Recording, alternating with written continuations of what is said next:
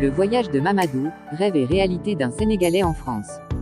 1. Un rêve né à Saint-Louis. Mamadou a grandi dans un quartier animé de Saint-Louis, au Sénégal. Fils aîné d'une famille modeste, il voyait son père travailler dur comme chauffeur de taxi pour subvenir aux besoins de la maison. Sa mère, vendeuse de légumes au marché, lui répétait souvent « L'éducation est ta seule richesse, mon fils ». Dès son jeune âge, il s'intéressa aux études, excellant en mathématiques et en économie.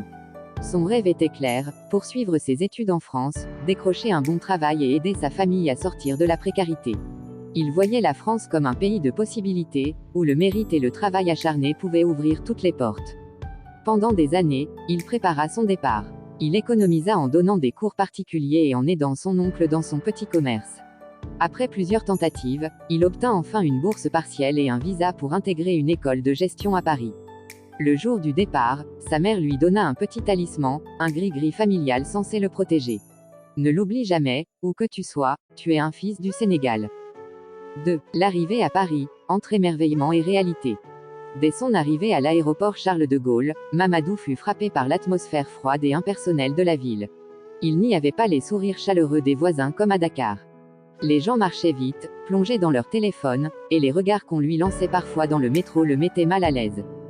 Son cousin Amadou, installé en banlieue depuis plusieurs années, l'accueillit dans son petit studio à Montreuil. « Ici, mon frère, c'est la débrouille. Tu vas vite comprendre », lui dit-il en lui servant un plat de mafé pour lui remonter le moral. Très vite, Mamadou comprit que la vie d'un étudiant étranger en France n'était pas aussi simple qu'il l'avait imaginé. Il devait jongler entre ses cours exigeants et des petits boulots pour subvenir à ses besoins. 3. Entre travail et études, la réalité de l'immigration. Le jour, il assistait à des conférences sur la gestion d'entreprise. La nuit, il enfilait son uniforme de vigile dans un centre commercial. D'autres soirs, il livrait des repas à vélo sous la pluie pour Uber Eats.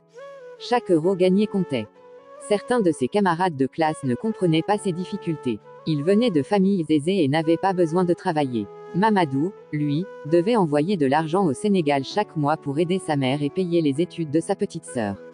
Mais malgré la fatigue, il refusait d'abandonner. Il trouvait du réconfort dans la communauté sénégalaise de Paris. Le week-end, il retrouvait ses amis dans un restaurant africain où ils partageaient du thieboudienne et parlaient de leur pays avec nostalgie. 4. Le choc du racisme et de l'exclusion. Un soir, alors qu'il rentrait du travail, il fut contrôlé par la police dans le métro. Ce n'était pas la première fois. « Vous avez vos papiers ?» demanda un agent. Mamadou les montra sans broncher, habitué à ce genre de situation. Il comprit que, malgré ses efforts, malgré son éducation, il resterait un étranger aux yeux de certains. Cette prise de conscience fut douloureuse, mais elle le renforça. Il se promit de réussir, non seulement pour lui-même, mais pour tous ceux qui, comme lui, devaient prouver leur valeur 2 fois plus. 5. Une opportunité inattendue. Après des années de sacrifice, il décrocha un stage dans une entreprise de logistique. Son patron, impressionné par sa rigueur et sa détermination, lui proposa un contrat en CDI après l'obtention de son diplôme. C'était une victoire, une preuve que tout ce qu'il avait enduré n'était pas vain. 6. Le retour au Sénégal, un nouveau rôle.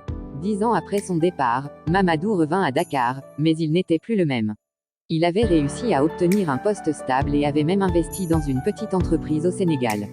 Il retrouva sa mère, désormais âgée, et sa sœur qui avait terminé ses études grâce à son aide. Dans son quartier, on le regardait avec admiration. Mais il leur dit, « Ce n'est pas la France qui fait de nous ce que nous sommes, c'est notre travail et notre volonté. Nous devons bâtir notre avenir ici aussi. » Son voyage ne s'était pas terminé en France. Il venait de commencer une nouvelle mission, aider la jeunesse sénégalaise à croire en elle-même. Quadratin.